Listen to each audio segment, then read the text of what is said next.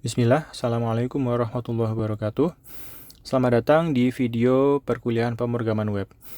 Di video ini kita akan masuk ke salah satu topik yang sangat penting, yaitu bagaimana aplikasi web bisa berinteraksi dengan database atau basis data dari PHP, khususnya dengan pendekatan yang lebih modern dan juga aman, yaitu menggunakan PDO atau PHP Data Objects. Kalau di sebelumnya kita sudah belajar bagaimana dasar-dasar PHP. Sekarang kita mulai masuk ke bagian yang lebih inti dari aplikasi web, yaitu bagaimana data itu disimpan, diambil, dan dikelola. Nah, kenapa ini penting? Karena hampir semua aplikasi web yang kita pakai sehari-hari, mulai dari media sosial, kemudian e-commerce, sampai sistem akademik, semuanya bergantung pada basis data. Nah, pada video ini kita tidak hanya akan belajar bagaimana cara menghubungkan dari PHP ke database, tapi juga bagaimana melakukannya dengan cara yang lebih fleksibel, kemudian reusable juga, dan juga aman dari serangan seperti SQL injection. Jadi, di akhir video ini nanti, saya harap kalian sudah bisa membuat koneksi database dari PHP, kemudian menjalankan query ke database, kemudian mengelola data dengan lebih baik di aplikasi web kalian. Oke, di video ini ada 3 hal utama yang akan kita bahas.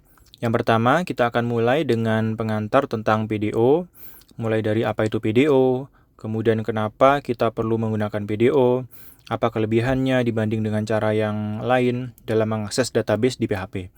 Kemudian berikutnya kita akan lanjut ke bagian yang kedua, yaitu bagaimana cara membuat koneksi ke database menggunakan PDO ini. Di sini, di bagian ini kita akan lihat langkah-langkahnya secara bertahap, mulai dari membuat objek PDO sampai menangani kemungkinan terjadinya error. Yang terakhir ketiga, kita akan masuk ke bagian yang paling praktis, yaitu operasi CRUD, atau Create, Read, Update, dan Delete. Ini adalah operasi dasar yang pasti ada di hampir semua aplikasi berbasis database. Jadi alurnya di video ini, kita akan pahami dulu konsepnya, kemudian koneksi, dan yang terakhir kita akan praktekkan langsung pengolahan datanya. Sekarang kita masuk ke bagian yang pertama, yaitu pengantar tentang PDO. PDO atau PHP Data Objects bisa kita pahami sebagai sebuah database abstraction layer istilahnya. Artinya, PDO ini menjadi perantara antara kode PHP kita yang kita tulis dengan berbagai jenis database. Dengan PDO, kita nggak perlu lagi menulis cara yang berbeda-beda untuk setiap database. Mau pakai MySQL, PostgreSQL, kemudian SQLite, dan lain-lain, kita tetap menggunakan pola dan fungsi yang sama. Ini yang membuat kode kita menjadi jauh lebih konsisten dan sehingga mudah untuk di-maintain. Selain itu, ada beberapa keunggulan utama dari PDO. Yang pertama adalah portability. Kita bisa menulis kode yang relatif sama untuk berbagai jenis atau sistem database. Jadi kalau suatu saat kita ganti database, maka perubahan yang diperlukan di kode kita itu tidak terlalu banyak. Yang kedua adalah security. PDO sudah mendukung prepared statements yang sangat penting untuk mencegah serangan seperti SQL injection. Ini adalah salah satu alasan utama kenapa PDO direkomendasikan. Kemudian, PDO juga menggunakan pendekatan object-oriented, sehingga penulisan kodenya menjadi lebih rapi dan terstruktur dibandingkan dengan pendekatan prosedural. Dan yang terakhir, dari sisi error handling, PDO ini menggunakan mekanisme exception. Dan ini membuat kita lebih mudah untuk mendeteksi dan menangani error secara lebih jelas dan juga terkontrol. Jadi, secara keseluruhan, PDO ini bukan hanya membuat kode kita menjadi lebih fleksibel, tapi juga menjadi lebih aman dan juga lebih modern. Setelah kita memahami konsep dasar dari PDO, sekarang kita masuk ke bagian yang berikutnya, yaitu bagaimana cara membuat koneksi ke database dari PHP menggunakan PDO. Oke, sekarang kita lihat contoh sederhana bagaimana cara membuat koneksi ke database dari PHP menggunakan PDO. Di bagian awal, kita definisikan dulu beberapa variabel yang penting, yaitu server name, username, password, dan nama database. Ini adalah informasi yang dibutuhkan untuk mengakses database kita. Kemudian kita masuk ke blok try catch. Nah, kenapa kita pakai blok try catch ini? Karena saat melakukan koneksi, selalu ada kemungkinan gagal. Misalnya karena passwordnya salah, atau misalnya database-nya tidak ditemukan. Jadi kita perlu sebuah mekanisme untuk menangani error tersebut. Nah, di dalam try ini, di dalam blok try, kita membuat objek PDO dengan menyertakan informasi koneksi. Formatnya begini, kita tulis jenis database-nya, dalam hal ini MySQL, lalu diikuti dengan host dan nama database-nya. Nah, kemudian setelah koneksi berhasil dibuat, kita juga mengatur error mode menjadi exception. Nah, ini penting supaya kalau terjadi error, maka PDO-nya akan langsung melempar exception yang bisa kemudian kita tangkap. Nah, kemudian di sini kita tampilkan pesan connected successfully sebagai tanda bahwa koneksi ke database-nya berhasil. Nah, tapi kalau misalnya yang terjadi sebaliknya, kalau misalnya gagal, maka akan masuk ke bagian atau ke block catch. Dan kita bisa tampilkan pesan error yang lebih informatif dari exception tersebut. Jadi, di sini pola dasarnya selalu seperti ini. Siapkan konfigurasi, kemudian buat koneksi di dalam try, kemudian tangani error di dalam catch. Kemudian setelah kita berhasil membuat koneksi ke database, sekarang kita masuk ke bagian yang paling sering digunakan dalam pengembangan aplikasi, yaitu operasi CRUD. Oke, sekarang kita lihat contoh bagaimana melakukan operasi read atau mengambil data dari database menggunakan PDO. Di sini kita mengasumsikan bahwa koneksi ke database sudah berhasil dibuat sebelumnya, yang kita bahas di slide sebelumnya. Kemudian kita masuk ke dalam blok try, dan kita mulai dengan membuat prepared statement menggunakan method prepare. Query yang kita gunakan adalah select untuk mengambil data ID dan username dari tabel users. Kemudian setelah itu kita jalankan, kita eksekusi query tersebut dengan execute. Lalu hasil dari query tersebut kemudian kita ambil menggunakan fetch all dengan mode associative array. Artinya, setiap baris data dari tabel itu akan disimpan dalam bentuk array dengan nama kolom sebagai key-nya, sebagai key dari array tersebut. Selanjutnya, kita lakukan perulangan atau looping menggunakan for each untuk menampilkan setiap data. Nah, di sini kita cetak nilai ID dan username satu persatu, baris per baris. Kemudian, kalau terjadi error selama proses ini, maka errornya akan ditangkap oleh block catch, dan kita tampilkan pesan errornya. Kemudian di bagian akhir, kita set koneksi menjadi null sebagai cara untuk menutup koneksi ke database. Jadi alurnya sebenarnya sederhana. Kita siapkan query-nya, kemudian kita jalankan atau eksekusi, kemudian kita ambil hasilnya, lalu kita tampilkan, seperti itu.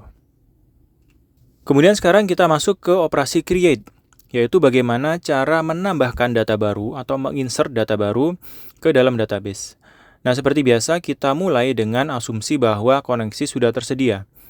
Kemudian kita gunakan blok try catch untuk menangani kemungkinan error. Di dalam try, kita membuat prepared statement lagi dengan query insert. Nah, perhatikan bahwa di sini kita menggunakan named parameter, yaitu .2 username dan .2 password. Bukan langsung memasukkan nilainya ke dalam query. Inilah bagaimana kita menggunakan prepared statement. Setelah itu, kita hubungkan parameter tersebut dengan variabel menggunakan bind param atau bind parameter. Jadi nanti nilai dari variabel itu akan otomatis dimasukkan ke dalam query tersebut saat dijalankan atau dieksekusi. Kemudian kita isi nilai dari variabelnya. Untuk username kita isi dengan teks biasa. Sedangkan untuk password kita tidak menyimpannya secara langsung atau secara plain, tapi kita hash dulu menggunakan password hash.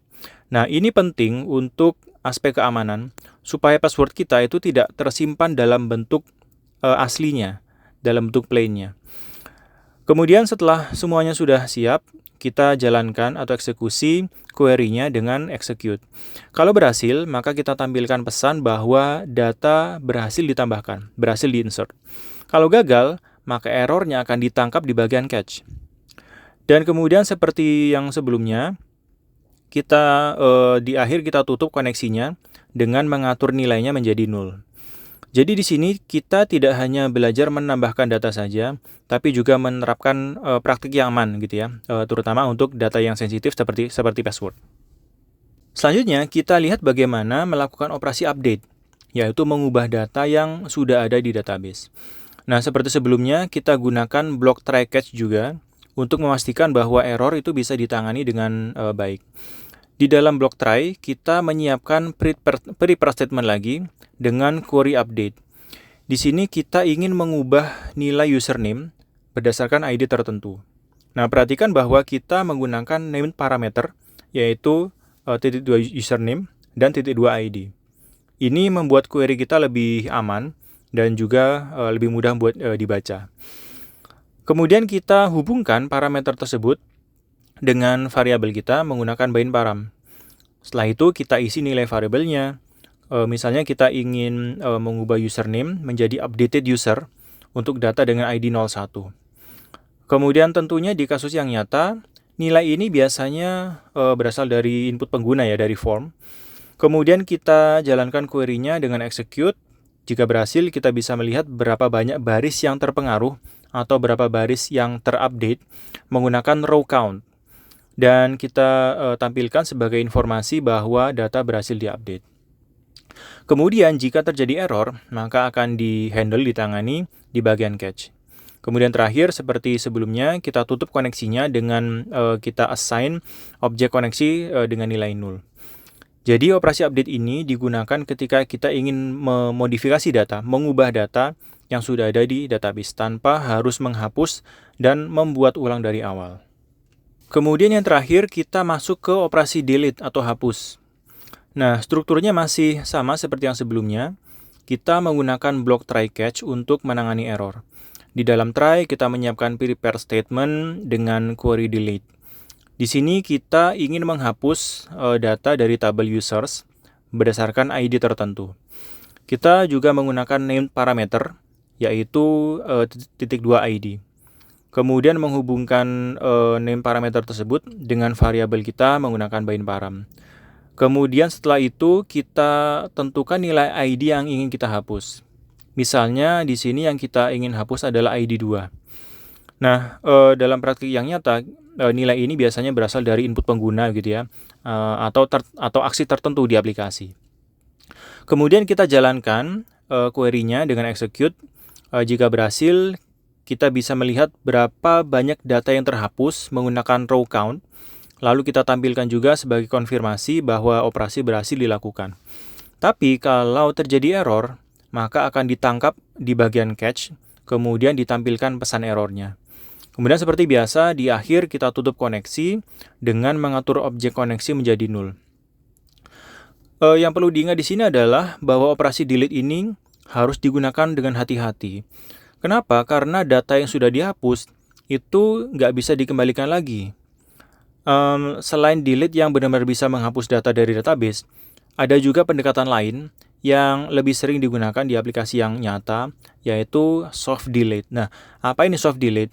Jadi dengan soft delete ini, kita tidak menghapus data secara permanen. Kita tidak benar-benar menghapus data tersebut, tapi kita hanya menandai data yang ingin kita hapus dengan sebuah penanda. Misalnya dengan sebuah flag, yaitu data dihapus begitu. Nah, biasanya kita menambahkan kolom khusus di tabel kita, misalnya deleted at gitu atau is deleted. Nah, sehingga kolom itu bisa berisi dengan tanggal dihapusnya atau dengan true atau false seperti itu. Nah, ketika data kita dihapus atau kita hapus, ini data ini tidak benar-benar kita hapus. Tidak benar-benar kita execute dengan perintah delete. Tapi kita cukup melakukan update saja. Misalnya kita bisa mengisi kolom deleted at dengan sebuah timestamp seperti itu, dengan timestamp atau waktu saat dilakukan operasi itu. Nah, keuntungan dari pendekatan ini adalah datanya masih bisa di-recover, masih bisa dipulihkan lagi jika diperlukan. Dan ini sangat berguna di aplikasi yang nyata untuk tujuan audit, kemudian history data, atau mencegah kehilangan data secara tidak sengaja. Tetapi ada konsekuensinya, yaitu kita harus sedikit lebih hati-hati saat kita mengambil data. Misalnya, setiap query select itu biasanya perlu ditambahkan kondisi supaya kita hanya mengambil data yang belum dihapus saja. Jadi misalnya where deleted at is null begitu. Jadi soft delete ini adalah strategi yang lebih aman dalam banyak kasus, terutama untuk aplikasi yang datanya penting dan tidak boleh hilang begitu saja.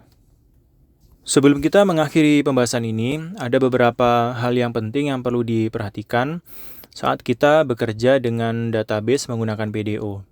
Yang pertama adalah error handling. Penggunaan try catch itu sangat penting supaya kita bisa menangani error dengan baik, terkontrol, dan aplikasi kita tidak langsung crash, tidak langsung berhenti begitu saja tanpa informasi yang jelas. Kedua, selalu gunakan prepared statements. Ini bukan hanya soal style atau gaya penulisan saja, tapi sangat penting untuk keamanan, terutama untuk mencegah serangan seperti SQL injection. Nah, sedikit mengenai SQL injection. Apa itu SQL injection? Jadi ini adalah salah satu jenis serangan keamanan yang terjadi ketika seorang penyerang itu memasukkan perintah SQL yang berbahaya melalui input user dari form misalnya. Misalnya kita punya sebuah fitur login, kemudian username-nya oleh si penyerang ini ditulis admin, kemudian tanda petik, lalu double dash gitu ya, strip 2 kali. Nah, maka apa yang terjadi? Tanda petik yang ditulis di situ akan langsung menutup string SQL-nya. Kemudian tanda strip 2 kali itu akan mengubah query yang berikutnya, sisa query-nya itu menjadi komentar. Nah, akibatnya query yang dijalankan ini bisa berubah maknanya. Sehingga sistem hanya akan mengecek username admin saja tanpa melakukan verifikasi password-nya. Dan ini bisa membuat si penyerangnya ini berhasil login tanpa perlu tahu password yang benar. Nah, ini contoh yang sangat sederhana, tapi cukup untuk menunjukkan betapa serangan ini bisa berbahaya jika kita tidak mengamankan input dari user.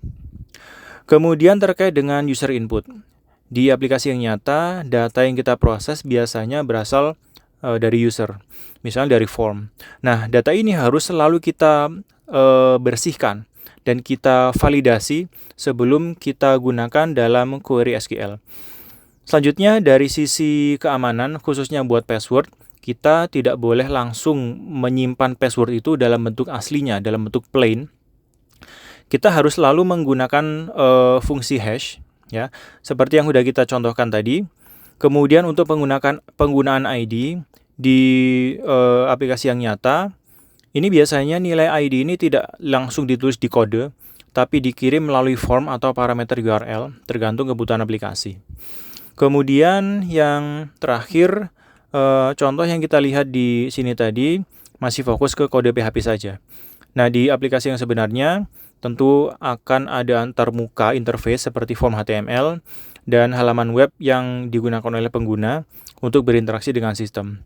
Jadi penting untuk diingat bahwa yang kita pelajari ini hanyalah fondasinya begitu ya, yang nantinya akan dikombinasikan dengan komponen yang lain untuk menghasilkan aplikasi web yang utuh.